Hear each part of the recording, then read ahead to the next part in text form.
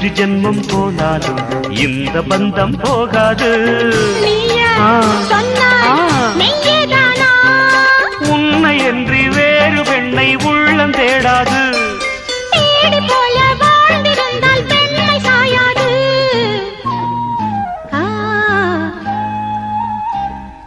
பூவே உன்னை நேசித்தேன், பூக்கள் கொண்டு பூசித்தேன். உண்மை சொல்ல யோசித்தாய், கோழை போல யாசித்தாய்.